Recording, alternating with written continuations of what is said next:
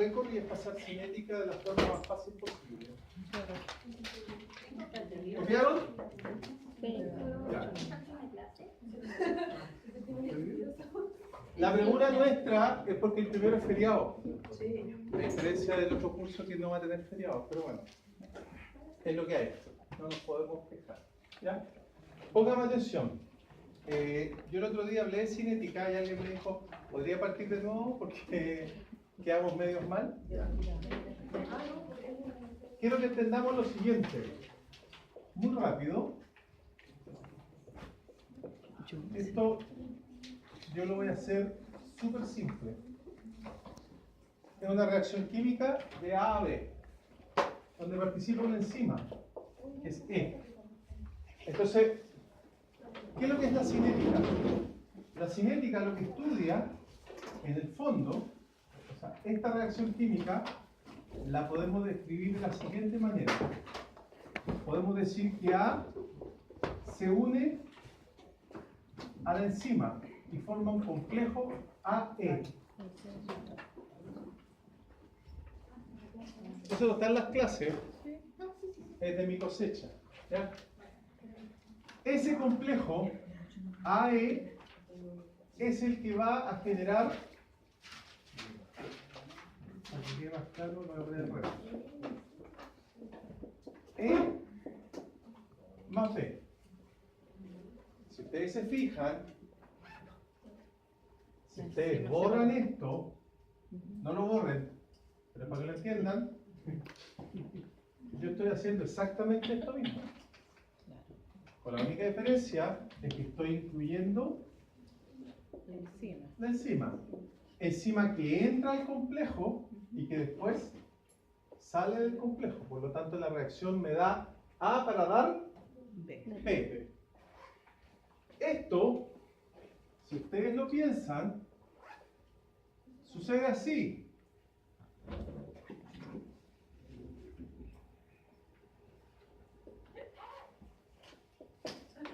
Pero aquí es donde actúa la enzima. Lo que está en azul sería AE o EA. Pongámoslo igual para que no se confunda. Es decir, disminuyo esa energía. Por lo tanto, yo debo tener alguna herramienta que me permita medir los parámetros que están involucrados en esta reacción química. Llevado a un área de ustedes, cuando ustedes necesitan ver si un animal está sano o no, ustedes tienen parámetros. Temperatura, supongo que frecuencia cardíaca, oxigenación, etc. Acá también yo tengo parámetros. ¿Cuáles son los parámetros? Los parámetros son los que están asociados a la cinética y son partiendo principalmente de la velocidad. O sea, un parámetro es la velocidad. ¿Ya? Ahora, partiendo de este supuesto, este punto es vital. ¿Por qué? Porque en ese punto, para que ustedes lo entiendan, esto es súper complejo explicarlo porque necesitan termodinámica y un montón de cosas que no tienen, pero lo voy a llegar a algo básico. Esto se llama complejo enzima-substrato, en este caso EA, porque A es el sustrato, y ocurre lo que se llama estado estacionario. Para que nosotros entendamos el estado estacionario, imagínense que hay un centenar de personas que son el sustrato, que son ayudados por las enzimas a subir esta colina, que es la energía de activación, y después, cuando suben la colina, los tiran para abajo de la colina, liberando energía, y se forma el producto. ¿Cuál es el estado estacionario? El estado estacionario es cuando un externo, yo, por ejemplo, me paro arriba de la colina y veo cómo van subiendo. Arriba de la colina, no me paro ni abajo ni en la subida, arriba. ¿Y qué significa el estado estacionario? Es el punto en donde el complejo enzima-sustrato se hace constante. ¿Por qué se hace constante? Porque la cantidad de gente que sube es igual a la que baja. Por lo tanto, yo siempre veo un número constante de gente. Hagan un ejercicio. Si suben 100, tienen que bajar 100, pero va a haber un punto en que siempre van a haber 100 arriba. Si al siguiente instante suben 100 y así sucesivamente, yo voy a estar siempre viendo 100, 100, 100. Eso va a parecer que eso es estacionario. Estacionario significa que no se mueve, pero sí se está moviendo. Ese es el estado estacionario. Es un estado en donde lo que se sube como enzima sustrato es lo mismo que baja como enzima producto y se mantiene un constante. Esa es la primera suposición que hay que entender acá. Solo entender, ¿para qué? Para ponerse a pensar que cuando yo asumo eso, de ahí parte mi trabajo cinético, porque ahí yo empiezo a ver cómo es la velocidad con que se forma este complejo y cuál es la velocidad con que se desarma el complejo. Porque, y quiero llevarlo a un punto, para que entiendan. ¿Tienen la figura dibujada? ¿No es cierto? ¿Qué me interesa de todo esto a mí? Producto. ¿No es cierto? Por lo tanto, yo les quiero preguntar, ¿cuál es el paso limitante? El limitante es aquel paso que limita la reacción, que hace que sea más rápida o más lenta. En el fondo es aquel paso que regula. El paso limitante es la subida o la bajada. La bajada. ¿Por qué es limitante la bajada? Yo entiendo tu lógica porque uno generalmente asume que la subida es difícil. No, la bajada es limitante porque la bajada es el final, como a ti te interesa el producto, tú podés subir rajado, pero si te tiras lento, el producto lo vas a ver lento. Tú puedes subir lento, pero si te tiran rajado, el producto igual lo vas a ver rajado. O sea, al final, este paso, este, es el que manda. Y si ustedes se fijan, yo como en forma inconsciente, ¿cómo lo puse? Con una flecha en una dirección, no como este. Porque en el fondo, yo en forma inconsciente, por un tema ya de formación, asumo que esto no puede devolverse. Porque si se devuelve, estamos todos perdidos, no hay nada que hacer. Este puede jugar, pueden hacer lo que quieran, pero este va hacia allá.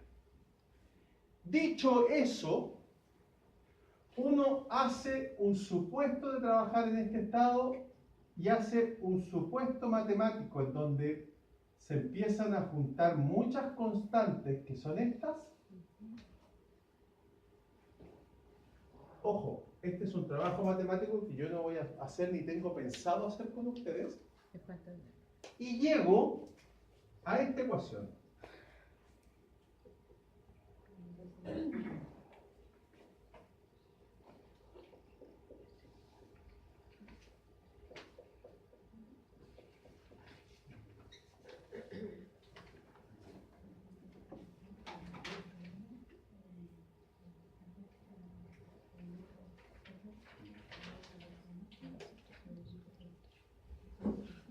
Entonces, ¿qué es esto? Esta es la ecuación que a mí me describe la velocidad de una enzima cuando yo estoy parado arriba del monte, en el estado estacionario. ¿Me siguen? Sí. Volvamos a los parámetros de sano del paciente o de lo que sea. Veamos la enzima. ¿De qué depende de la velocidad si ustedes miran esto? La velocidad va a depender de tres cosas aquí. Va a depender de Vmax. Pero ojo, Vmax es una constante, porque es la velocidad máxima. Es como cuando ustedes se compran un auto y les dicen este auto no corre más de 200 km por hora. Eso es constante, siempre va a correr 200. Depende de Km. ¿Qué es Km? Es una constante. Podemos llamar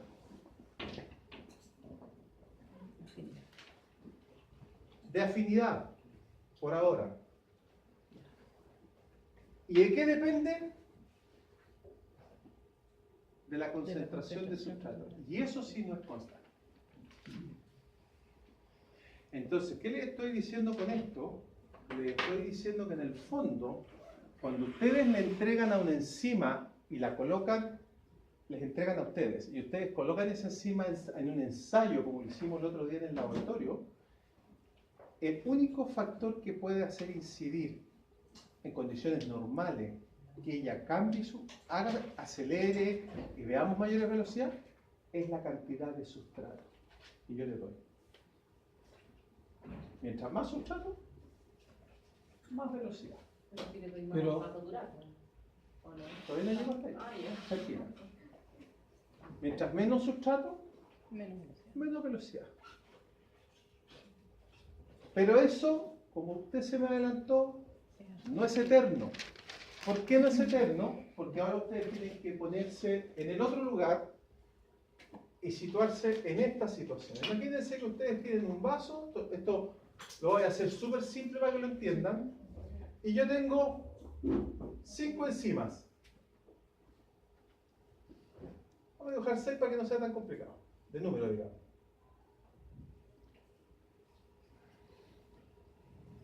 Por lo tanto, ya, asumiendo que esto es constante, y que aquí está el tema, yo a este le puedo agregar su sustrato. Si yo le agrego 1, va a andar a X velocidad. Si le agrego 2, va a andar al doble. Si le agrego 3, va a andar a triple.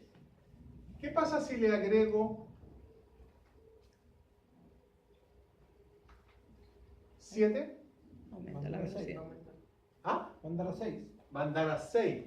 ¿Por qué? Porque está. ¿Luis? No, José. José, disculpa. Porque tiene Que no se seis. repita, por favor. No, porque son 6 los. Perfectamente bien razonado.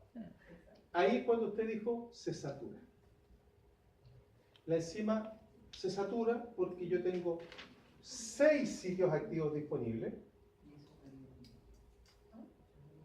y yo agregué 7 sustratos, por lo tanto me va a sobrar 1 y ese 1 va a tener que esperar ¿qué cosa? Que se desocupe el sitio, es decir, que se forme el producto y se libere la enzima. Pero eso ya va a incidir en la velocidad. Sí. ¿Se fijan? Eso es lo que explico de los 100, por el 100 subía, 100 bajaba. Claro, pero a lo que voy yo es que llega un punto en que ya la enzima se satura. Exacto. Ya, ese punto que se satura se llama velocidad máxima. Por lo tanto, si ustedes miran la curva, pónganme atención, lo que ustedes ven aquí es una curva de tipo hiperbólica que lo que describe es la velocidad, la cinética de una enzima que cuando yo le empiezo a agregar sustrato, ella aumenta la velocidad en un primer instante lineal de orden 1. Orden 1 se llama lo que yo les estaba diciendo recién. Agrego 1, 1. Agrego 3, 3 veces. Agrego 5, 5 veces. Pero llega un punto en que si ustedes miran esto, se empieza, nosotros le decimos achanchar, se empieza a saturar. ¿Cuándo se satura? Cuando tiene mucho sustrato. Y ahí aparece la segunda constante, y es Km. ¿Por qué Km? ¿Qué significa Km? Por favor, lean la gráfica. ¿Qué es Km? Km está en el eje de la concentración, en el eje de la velocidad. Perfecto, entonces Km es una concentración de sustrato. Ojo, siempre se equivocan en las pruebas. Repito, Km es una concentración de sustrato. ¿Para qué? Para alcanzar la mitad De de la velocidad máxima. Si yo lo llevo a mi ejemplo allá, ¿cuánto es Km? 3. Porque con 3 me alcanzo la mitad de las enzimas que están ahí.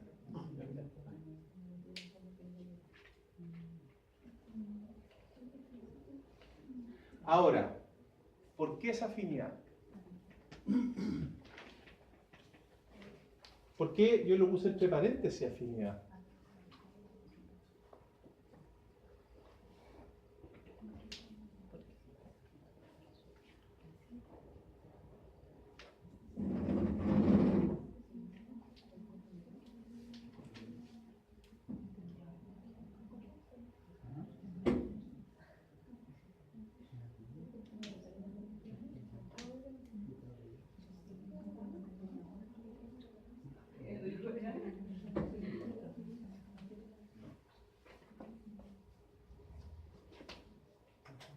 Bueno, se lo voy a poner con otro ejemplo.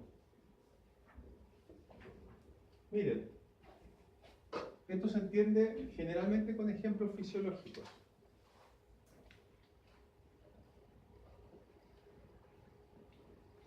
Velocidad, concentración de sustrato.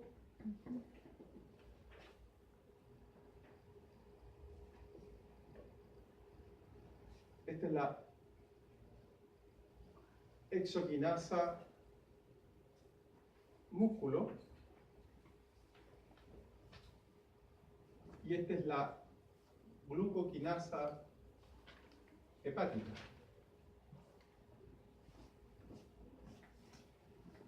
Para que ustedes entiendan, nos adelantemos un poquito, ambas enzimas son el primer paso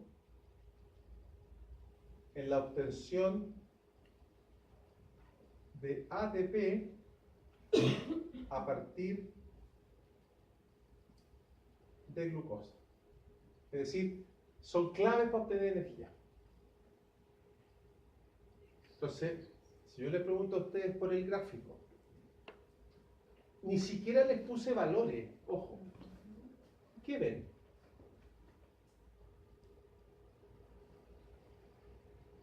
Que la hepática es una constante lineal. Por ejemplo, ¿dónde se satura la hepática? No. Fuera del gráfico. Fuera del gráfico no O debería sea, por acá. ser. ¿Y si es que? Y si es que. ¿Qué significa eso? ¿Tiene mayor afinidad? No, al contrario. Tiene menor. Menor afinidad. Tú necesitas una tonelada de glucosa para llegar a la mitad de tu velocidad máxima o para saturarte. Miren la otra. A esta nosotros le decimos, nació saturada. Pero, ¿cuál es la explicación de la enzima del músculo? La explicación viene dada por lo siguiente, viene dada porque imagínense que ustedes vienen saliendo de La Vega, ¿no es cierto? ¿Cuántos de ustedes a lo mejor han venido con cueva con el desayuno y el almuerzo si es que, ¿no es cierto? Y yo siempre pongo el ejemplo siguiente, tranquilo. Y yo, puta, no traje mochila hoy día, pero ya saco el sobre una pistola y me pongo a matar alumnos. Chuta, el primero que está aquí, que es mi amigo el policía, pum, y como soy el policía, le pongo el tunazo ahí, pum. Aseguremos. Pregunta, para que entiendan, ¿qué va a hacer usted? Apretar cachete. ¿Qué pasa si usted no tomó desayuno, si usted comió mal, si usted no ingirió alimento? ¿Cuánta glucosa hay en su sangre? Poca. Pregunta, ¿el hígado necesita ser muy afín o poco afín? Muy afín, porque necesita tomar el músculo, perdón, la glucosa que anda circulando para contraer su musculatura y apretar cachete. Por eso tiene ese comportamiento. Es una enzima que rápidamente se satura con nada, llega a la velocidad máxima y permite que animales que estén en ayuno, como un chita, alcancen 120 kilómetros con nada. Pero ojo, después vamos a ver el metabolismo, esto cae en 10 segundos. O sea, usted llegó a la escalera allá y se desmayó. ¿Se fija?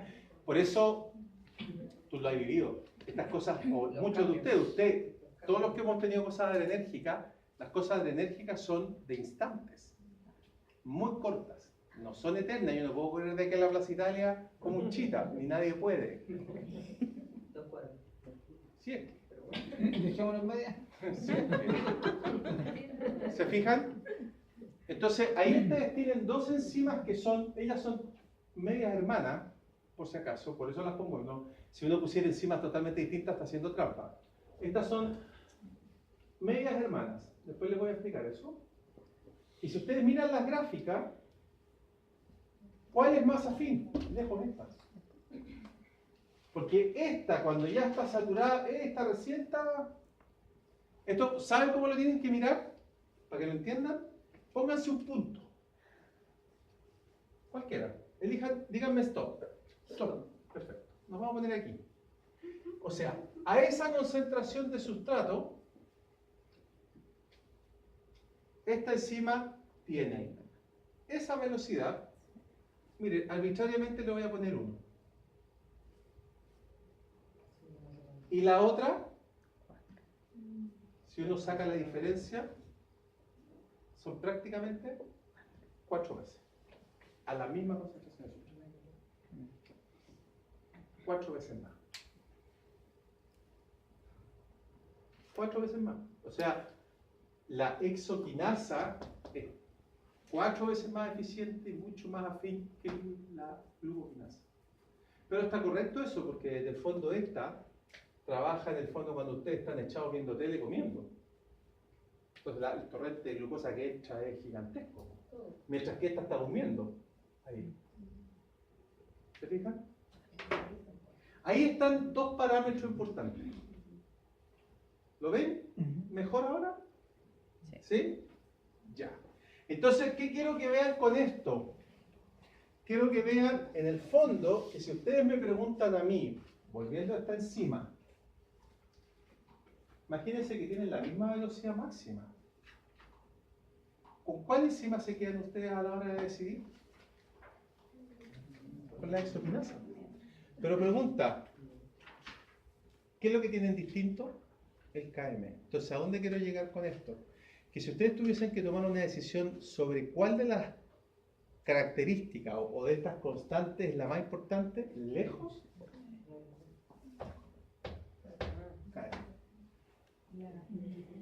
KM es el que manda, KM es el que da afinidad, KM es el que nos va a decir. ¿Ya?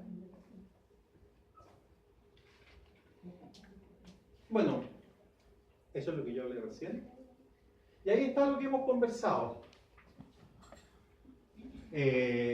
Aquí aparece una segunda constante que no está en la ecuación, pero está acá. Por eso yo les decía que ¿cuál era la importante? Esta es CACAT. CACAT es una constante que es la asociada cuando se rompe el complejo y dice número de recambio y dice número de moléculas de sustrato. ¿Cuánto de esto? Número de moléculas, no son ni mole, ni nada. Número de moléculas, un número. ¿Cuánto de esto se convierte en producto por una enzima por segundo? Se lo explico al revés. ¿Qué es CACAT? Es cuánto producto me forma una enzima en un segundo. Es la forma más fácil que tienen de entender. ¿Cuánto producto me forma una enzima en un segundo? Ese es CACAT.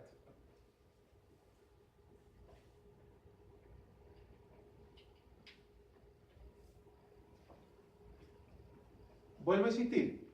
¿Cuánto producto me forma una enzima en un segundo? Pregunta. Denme un número de CACAT de una enzima así que ustedes encuentren que debería ser correcta. Estoy hablando cuánto producto me forma una enzima en un segundo. ¿Qué número para ustedes sería cototo?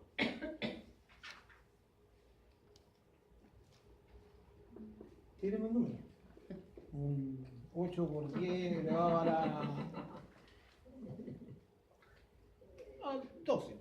Por 10 elevado a... Una enzima, una molécula, un segundo.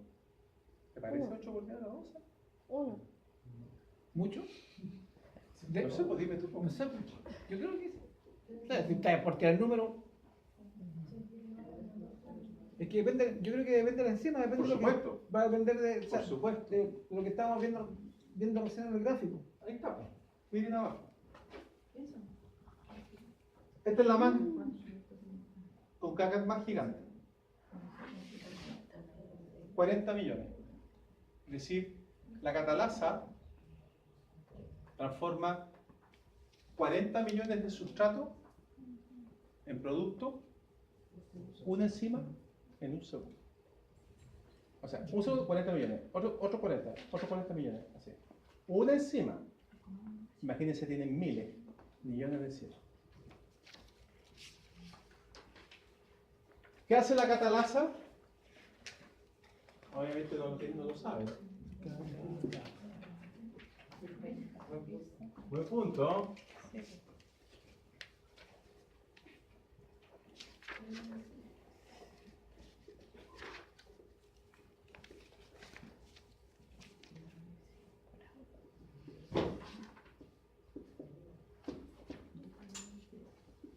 Eso hace la catalasa. Transforma el peróxido de hidrógeno en agua más oxígeno. Ustedes dirán, ¿qué es el peróxido de hidrógeno? Agua oxigenada. Esto es el agua oxigenada. ¿Y qué es? Es lo que comúnmente se denominan ROS. ROS viene de Reactive Oxygen Species, o sea, especies reactivas de oxígeno. El agua oxigenada es un precursor de radicales libres, pero tremendo, mata células como así, como estado islámico, son terribles. Por lo tanto, si una célula se tiene que defender contra algo, tiene que ser súper rápido. La catalasa está ampliamente distribuida en todo el cuerpo, entonces aparece un peróxido, lo transforma en agua y oxígeno al tiro.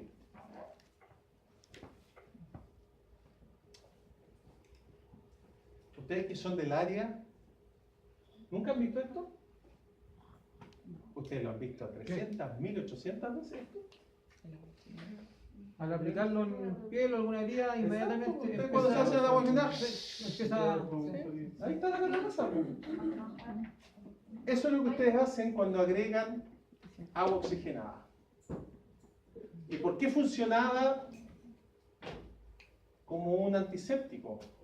Porque como generaba oxígeno, mataba todas las bacterias anaerobias. Pero las aerobias quedaban vivitas y colantes, entonces igual había infección. Por eso hoy día se hace todo suelo y se lava. Por eso el agua oxigenada ya está en retiro, ya no se usa. Pero se usaba. ¿Ya? Miren los KM, y aquí quiero que hagan la pega. Por favor, pónganme atención. Miren el KM de la catalasa. Si ustedes revisan los otros KM, asumiendo que son enzimas distintas, pero que hagan una revisión rápida. ¿Es grande, chico? No, es grandote. Sí, porque, mira, o sea, miren estos otros. O sea, está dentro de los grandes, de los tres grandes. Pero aquí está el tema. Ella se puede dar el lujo de tener un KM grande con SKK. Porque es tan rápida que en el fondo, como siempre va a haber una tonelada de peróxido, siempre va a transformarlo todo. Entonces, aquí viene la duda. ¿Cómo hablo yo de eficiencia? Y la eficiencia catalítica se mide así. KK partido por KM. Y si uno toma algunas enzimas del ejemplo anterior, aquí están las enzimas más eficientes en los ejemplos. Miren, vayan atrás de nuevo y quiero que se fijen en una enzima en particular. que es esta, la anhidrasa carbónica. Miren el tremendo cacat, es grande, pero es bastante más chico que este. Miren su KM, es grande. Pero como la relación KM-cacat es tan potente, cuando yo divido cacat partido por KM, miren lo que me da. A la menos 7.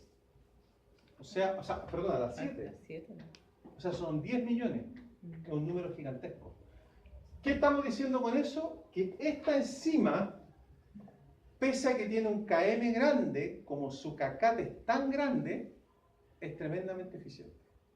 Pese a esto. Y esta es la que yo les mencioné la otra vez que regulaba el buffer de la sangre. Es una enzima muy eficiente. Ojo, eficiencia se mide cacat partido por KM.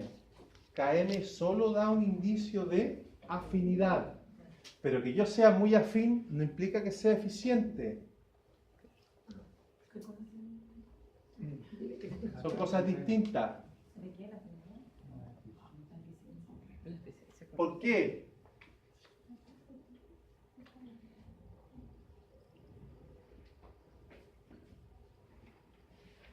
Claudio, ¿afinidad qué significa? Si tú tomas esto, compatible. Lo tomas súper afín. Libéralo ahora. Si tú eres muy afín, puede pasar. Lo llevo a otra cosa. Te paso un copete. ¿Qué te gusta? ¿Una chela? Sí. Una buena chelita. Te paso una chelita. Por lo menos a mí, si me decís con vida, no. Muy afín. El cacat está asociado al con vida, al suelta el sustrato y transfórmalo en producto. Entrégalo. Eso es el cacat, entrégalo.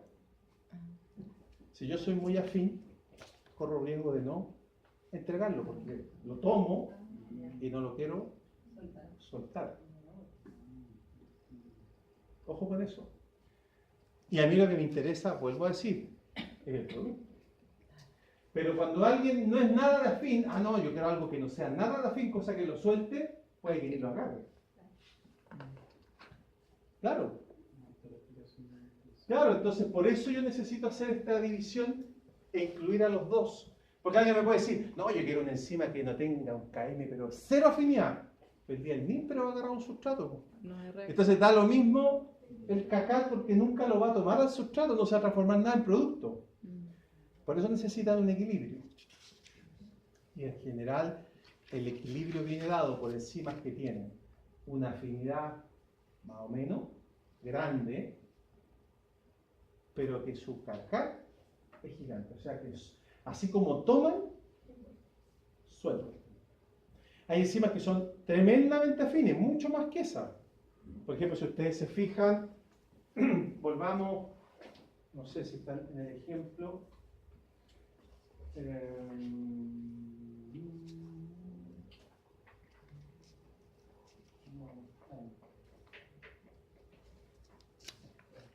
Ahí está, la quimotripsina es un buen ejemplo. Miren la quimotripsina. Tremendamente afín. O sea, perdón, muy poco afín. Muy poco. Muy poco afín. Tiene un tremendo KM. Si uno va y mira abajo, no está, pero en el otro lado sí está. Si miran la primera, que es la quimotripsina, dijimos que tenía un KM. Miren el cacat. Chiquitito, pues no alcanza a ser un producto por enzima por segundo. O sea, esta enzima no lo suelta nunca. O sea, aparte que le cuesta tomarlo, le cuesta soltarlo. Por lo tanto, su eficiencia es muy baja. Ni un brillo, pero ¿por qué entonces alguien dirá, y Diosito, los que creen, ¿por qué la hizo así? Porque esta enzima trabaja en el intestino. Y en el intestino, cuando rompe proteína, le llega tonelada de proteína. Tú te comí un plato con 300, 400 gramos de proteína. Que para ella es que la tiré al océano y le tiré, pero un camión de proteína.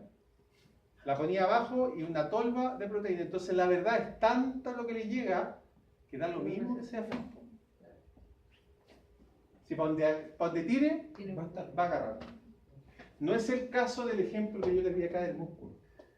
Porque el músculo generalmente no va a ver glucosa cuando él trabaja.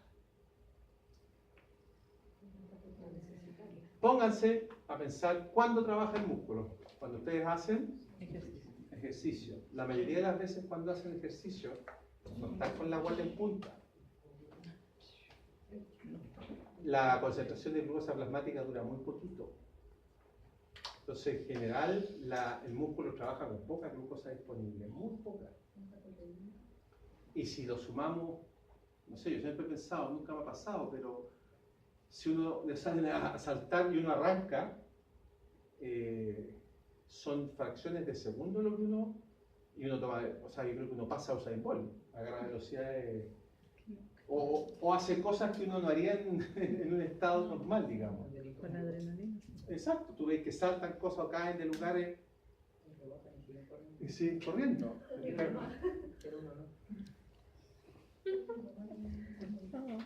Ya, chicos, hasta ahí cinética normal. Ahora, ¿cómo trabajo yo con las enzimas? Vamos a hacer al tiro una diferencia. Una cosa es un regulador enzimático, llámese activador, llámese modulador. Generalmente esa molécula es interna, es endógena. Nosotros generamos reguladores enzimáticos que regulan nuestras enzimas. Ya los voy a pasar en metabolismo. Son naturales. Es como yo regulo estas máquinas que son tremendamente eficientes para poder dejar que trabajen. Decirle, flaca, no más. Por ejemplo, el cambio de pH. Por ejemplo, el cambio de temperatura. Que es difícil hacerlo en el cuerpo, pero el cambio de pH se ve un poquito más. Y los inhibidores son siempre exógenos. Es decir, de afuera del cuerpo, generalmente drogas, fármacos, venenos, todas las anteriores. Y al respecto podemos hablar de dos tipos de inhibidores. La inhibición irreversible y la inhibición reversible. ¿Cuál es la diferencia? El nombre lo dice. Cuando ustedes consumen un inhibidor irreversible, ustedes se lo toman, ese inhibidor se une a la enzima y murió la enzima.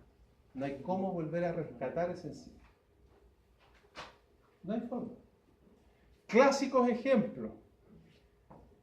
El monóxido de carbono. Por eso es tan terrible quedarse con el calefón adentro del baño, que se le sale el monóxido y la gente se muere porque es un inhibidor irreversible. Más encima, si usted, no sé si alguno ha trabajado en un servicio de urgencia, pero la gente que llega con monóxido les hace transfusión de sangre, porque la hemoglobina se une al monóxido y no hay caso, no la suelta.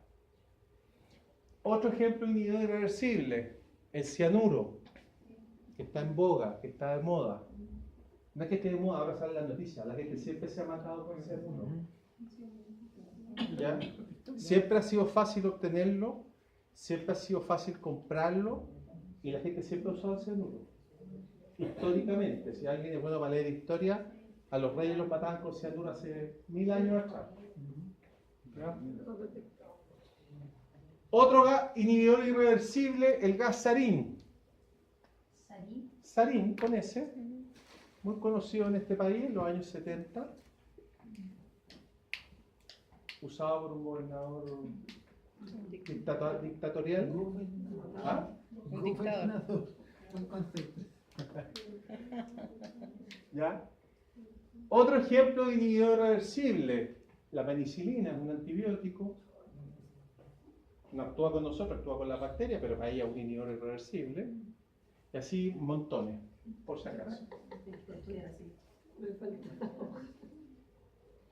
Ahí está el inhibidor irreversible.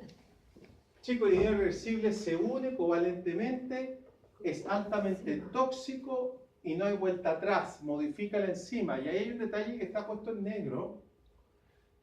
La enzima no se puede modificar químicamente, es una componente de la cinética. Y como este la modifica, la mata.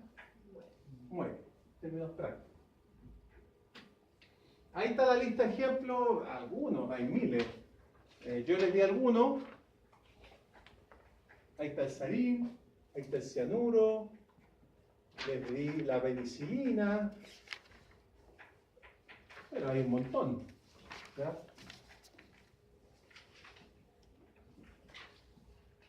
Miren el cianuro, la fuente del cianuro, las almendras amargas, pero tiene olor a almendras. Es característico el olor del cianuro. Cuando encuentran a una persona con cianuro se sabe el tiro. Hay un laboratorio que ustedes van a hacer, el quinto se trabaja con cianuro, así que ahí tienen que trabajar con cuidado, porque si no llega a caer el frasco. La verdad es que es cianuro de potasio, no es tan terrible. Es menos.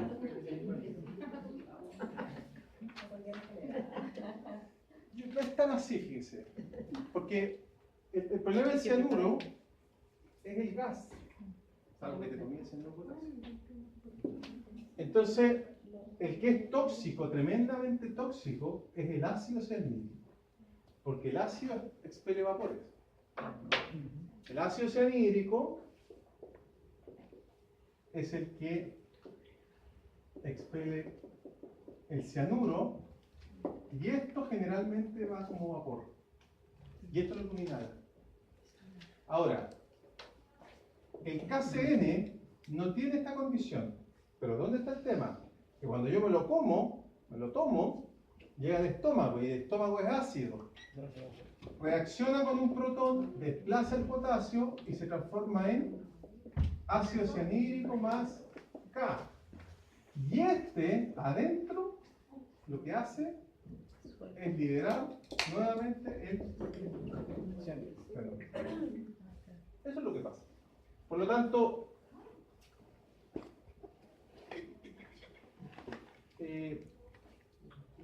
esto hay que tener cuidado, pero yo no soy de la idea que cuando alguien encuentra cianuro de potasio tenemos que evacuar el edificio. Lo que ocurre es que hay que sacarlo porque hay gente que no sabe manejarlo. Manejarlo significa no se lo ponga en las manos, no se lo tire en la cara, no se lo tome, no lo inhale mucho rato. ¿Ya?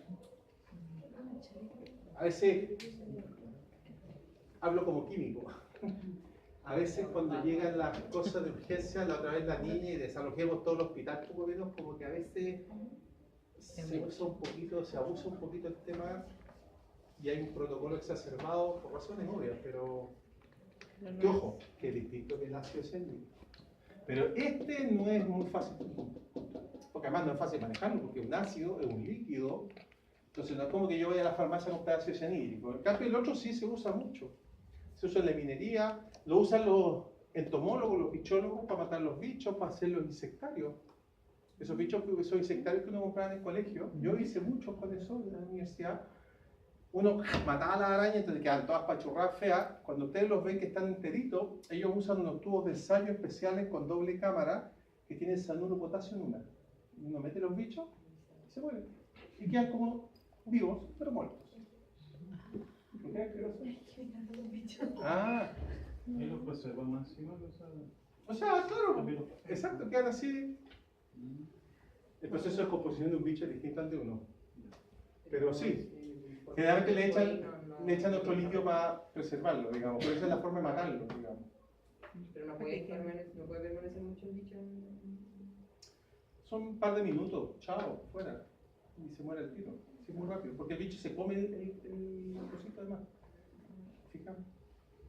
O sea, yo tengo mi mejor amigo de la universidad, es entomólogo, se dedica a los bichos, Entonces yo le sacaba cianuro de potasio al laboratorio y yo lo regalaba para que él saliera a buscar bichos, me regalaba ese insectario y salíamos juntos a buscar bichos. Ahora se dedica a hacerle la vida imposible a las mineras haciendo estudios de impacto ambiental. Gana más plata que yo. Bueno, vamos a la inhibición competitiva. Chicos, reversible. ¿Qué significa reversible? Que en algún punto el inhibidor se va a salir de la enzima. Y aquí caen todos los fármacos. Por ejemplo, todos los antiinflamatorios. Por eso hay que tomar dosis en cierto tiempo cada ciertas horas. Que tiene que ver con dos cosas. Tiene que ver con la biodisponibilidad, cuánto fármaco tengo en el plasma disponible, pero además cuánto está que se une la enzima responsable que estoy inhibiendo. Porque se va a ir saliendo. Y si ustedes se quebran una pata y se mandan una buena dosis de un antiinflamatorio, ¿qué pasa con la pata? Se deshincha. Pero si no vuelven a tomar, se hincha. O sea, ahí está la acción de un inhibidor irreversible. En algún punto se salió de la enzima.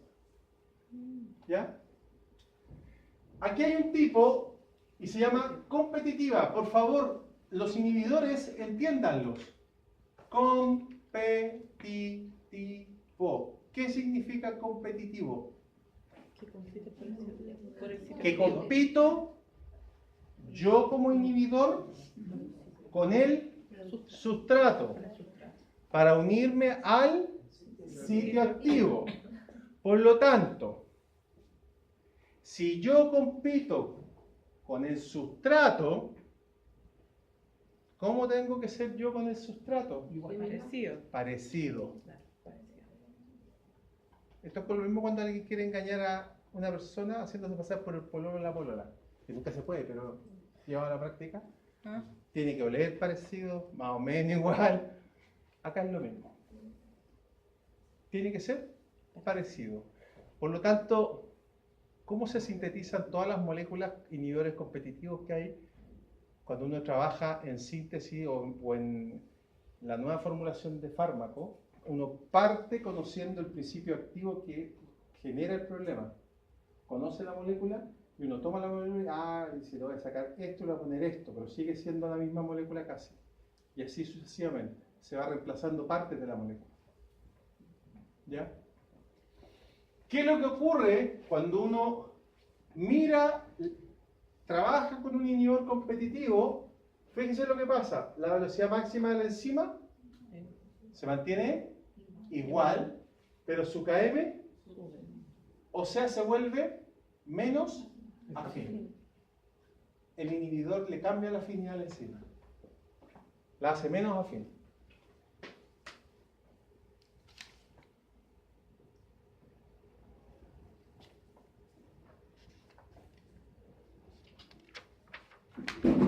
Ahí hay un ejemplo de un inhibidor competitivo para el tratamiento del VIH, el ritonavir, que es un antirretroviral. Ahí está la estructura. No es una molécula fácil. Un comentario, uno como que a veces con justa razón, pero como que una de las empresas farmacéuticas las tiene allá en la cola, como que estigmatiza. Generar una molécula de esa y llegar a probarla y que funcione cuesta entre 100 y 500 millones de dólares. Eso es lo que cuesta, sacar un fármaco. Porque tiene que pasar un montón de fases. Y generalmente los grandes precios tienen que ver con cuando se prueban en humano. ¿Por qué? Porque cuando se prueban en humano, primero, tiene que ser un grupo grande de humanos, no puedo probarlo en 10, puedo probarlo en miles. Eso es asumiendo que ya pasó todas las pruebas de seguridad, toxicidad, todas las anteriores. Cuando yo pruebo en humano, para hacer estos estudios clínicos, yo tengo que pagarle un seguro a cada persona que es voluntario. No, ni siquiera. Es un seguro a 10 años. ¿A 10 años? Sí.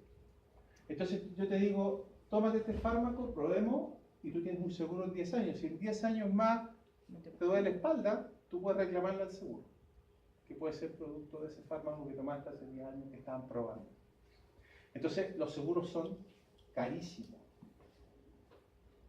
Carísimos. Por eso, uno prueba lo más posible en animales. Y después pasa humanos, obviamente.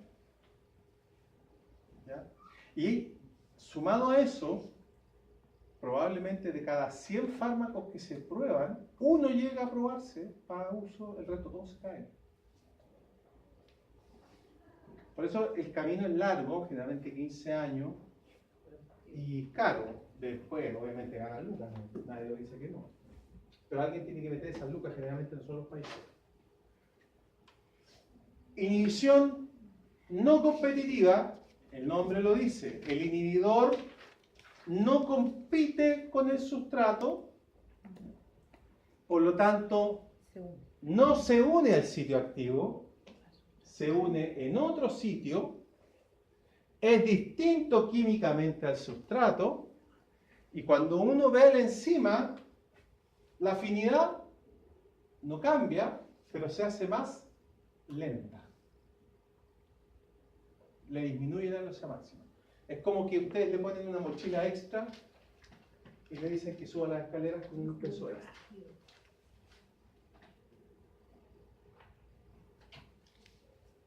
La A competitiva, la más difícil de todas, el inhibidor se fija a un sitio distinto, pero solo, miren la diferencia con la anterior. La no competitiva, aquí está, estos son distintas, aunque ustedes no lo crean. El inhibidor no competitivo se puede unir aquí, a la enzima sola, o a la enzima con sustrato. Cualquiera de las dos formas. En cambio, la A competitiva solo se une cuando se formó el complejo enzima-sustrato. ¿Qué varía? Ambas cosas. Si ustedes preguntan, estos son los más eficientes. Porque aparte de ser la menos afín, la hace... A competitivos son más eficientes. Sí, porque tú haces que una enzima se haga menos afín y más lenta. ¿Tú lo has trabajado con uno o con otro?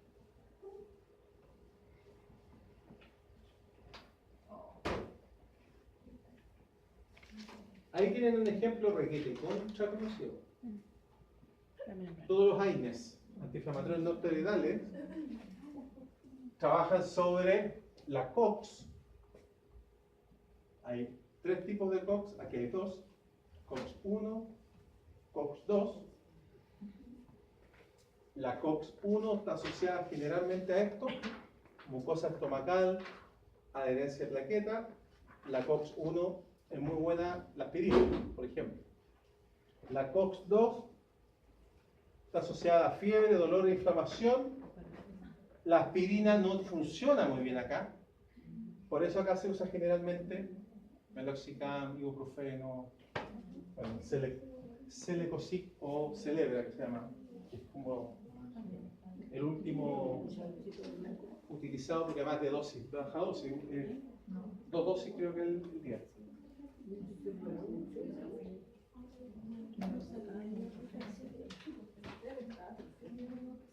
Ahí está la aspirina, inhibidor irreversible de la COX-1 a nivel de plaquetas.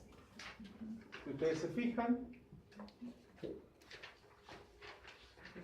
entra el ácido salicílico y bloquea el sitio activo, por lo tanto el ácido araquidónico no va a poder entrar al sitio activo, que es el sustrato. El ibuprofeno, a diferencia de la aspirina, es competitivo reversible, es decir, se parece al sustrato por los anillos. Ahí está. Entra, impide, pero hay un tema. Cuando el ácido araquidónico empieza a aumentar, es decir, cuando la inflamación es muy grande, lo va a desplazar. Entonces, cuando uno tiene un proceso inflamatorio con ibuprofeno, generalmente la primera dosis son 600 miligramos.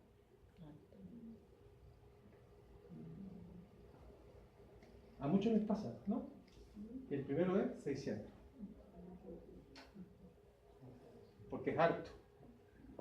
Generalmente si uno da 200 o 100 miligramos, en general, dependiendo de obviamente, si un niño no, pero en general no va. ¿Ya?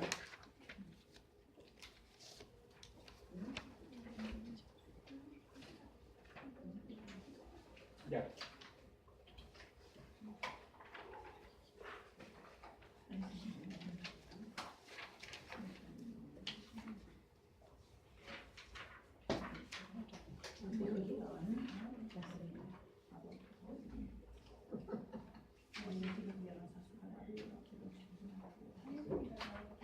Chicos, esta la voy a pasar rajado, porque esto es puro estudio. Sí. Los carbohidratos es netamente una clase estructural. Si ustedes se fijan, primero, funciones de carbohidratos. La más importante son fuentes de energía. La principal fuente de energía nuestra son los carbohidratos, glucosa. Segundo, estructuras que protegen células. Ahí está la celulosa. Tercero, comunicación celular. Los receptores celulares tienen carbohidratos, las antenitas. Entonces generalmente son vitales para que las células se comuniquen entre ellas. Y hay una función que nos incluye a todos nosotros, pero no al interior nuestro, digamos, que es la más importante y es el ciclo energético de la biosfera. ¿Cuál es el ciclo energético de la biosfera?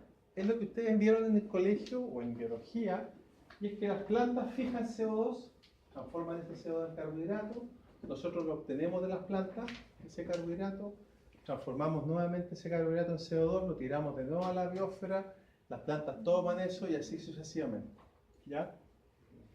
Se clasifican de esta forma monosacáridos, que es la unidad básica, oligosacáridos para menos de 20, donde en general los importantes son los disacáridos, o sea, tri y tetrasacáridos ustedes prácticamente no ven. Ustedes ven disacáridos, la lactosa, por ejemplo, un disacárido. ¿Ya? Y obviamente los polisacáridos también son importantes. ¿Ya?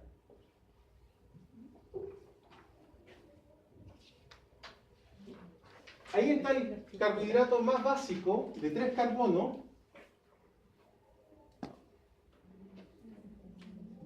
Disaldehído dihidroxicetona.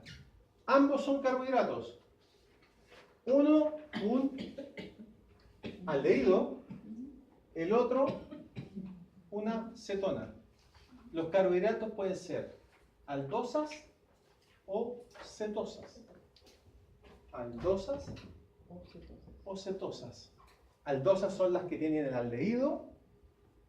¿Cómo lo identifican? Simple, cho. Arriba aparece el cho. En el primer carbono. Y la forma como identifican las cetonas es más fácil aún. Y es porque al interior aparece esto, un C doble enlace O. Esa es la cetona, CO. Al interior, cuando digo al interior, no está ni en el primero ni en el último, está siempre en carbonos internos. Ahora, diferencia entre ellos dos. Este no tiene isómero. Este sí tiene isómero. De 3 carbonos ya tiene isómero. Este es el carbono quiral, que además tiene actividad óptica, es decir, tengo el L o el D.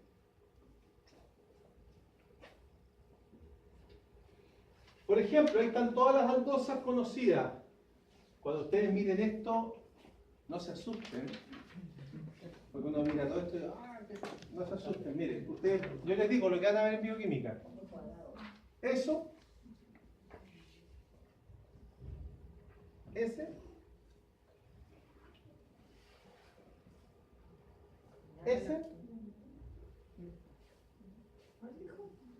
la galactosa, el olor, ni siquiera. Y ese, la glucosa. El resto, en general, nosotros no los consumimos. Están en organismos o en plantas que nosotros no estamos muy dados a comerlas, digamos. ¿Ya? Ahora, quiero que se fijen en algo. ¿Se dan cuenta que están en todos los estratos pintados un carbono como en un color rosa? ¿Es rosado eso, no? ¿Color claro? Morado. ¿Qué color es ese?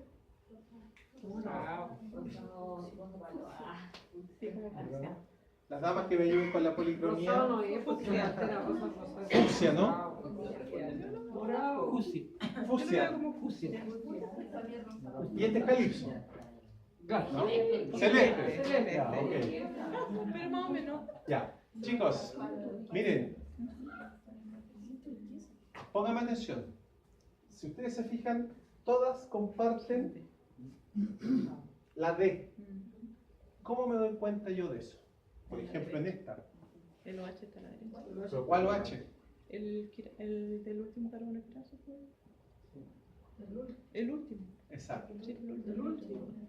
El carbono más, la definición correcta es más alejado del grupo funcional. Sí. Este es el grupo funcional, el más alejado, ese, el OH, tiene que estar al lado derecho. Y ahí soy D. Si ustedes se fijan, por ejemplo, la galactosa con la glucosa tienen en común eso. Y todos estos carbohidratos que ustedes ven acá, el carbono más alejado del grupo funcional tiene el OH A la derecha. a la derecha. A la derecha. Yo hice a la derecha mía, acá. Por si acaso. ¿Ya?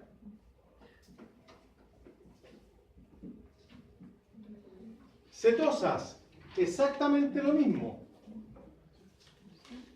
De el carbono más alejado del grupo funcional, que es este, a la... Ahora, aquí hay menos, porque son menos carbonos quirales. ¿Cuáles van a ver ustedes? Van a ver esa, algo esa, Fructosa. fructosa. Y se acabó el tema.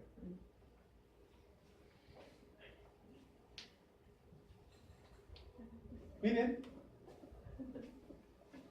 ¿La han escuchado? Sí. La gatosa, ¿qué es lo que es? Un dulzante que se está ocupando últimamente. Natural. Está de moda. Está de moda. Es caro. Sí. Bueno, ahí estamos, porque es un pariente cercano de la glucosa. No. A ver, bueno, a ver, pero ¿cuál es la definición para usted de si es bueno o no es bueno? Que se parezca al azúcar, al gusto. No tanto en el sabor, sino que no fuera. Igual sirve tanto como la sucralosa. Si usted me pregunta a mí desde el punto de vista de evitar las glicemias altas, son súper eficientes. Yo no conozco con la tacatosa letra chica hasta ahora, Entonces debería ser efectiva también. hasta el momento. Pero igual es como osa, y no sucralosa, tagatosa, venenosa, entonces como que igual, aún así, igual le baja un poco la parte de la glicemia. No lo digo como porque la absorción a nivel intestinal es la que manda. Y yo no creo que ese se absorba mucho a nivel intestinal. La sucralosa se absorbe cero, porque la sucralosa es la sacarosa, que es el azúcar, con cloros. Pero cuesta encontrar la tagatosa. ¿No? No. Viene mezclada así como... O sea, en el econo no la encontráis. No, No. Hay tiendas naturistas que la están trayendo, de hecho yo Disculpa, ¿qué cosa? Pero es que igual aquí Sí, la pero la mezclan stevia más. tiene un tema a mi gusto, y es que mi pregunta es, ¿la stevia de dónde viene? De una planta. Sí. ¿Cómo la sacáis de la planta? Con una extracción. Esa extracción, ¿cómo la haces? Con solvente orgánico. Entonces, yo no sé el proceso de obtención de la stevia si es tan sano. Con la hoja nomás. Claro. Y por eso hay gente que consume, y por eso tú en la stevia tenés que tener la precaución que sea ojalá en extracto líquido, dice, o acuoso, que es más caro, porque ahí le han sacado todo lo que es la orgánica. Esa es más cara, pero esa, No mira, sé. ella ha puesto consumidor.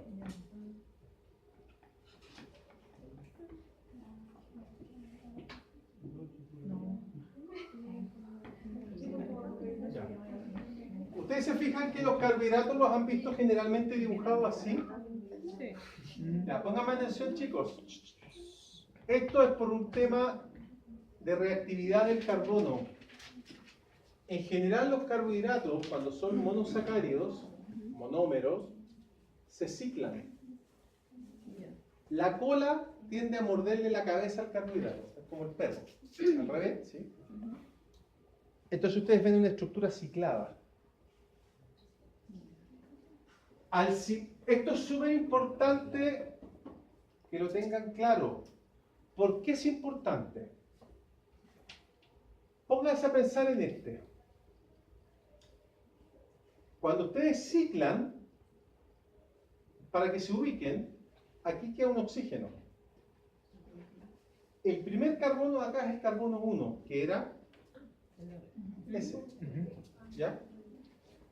Entonces, yo siempre, para que ustedes se ubiquen, yo les digo, acuéstenla,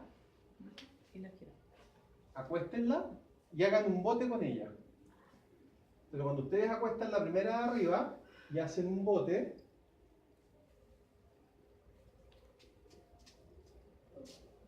les queda así.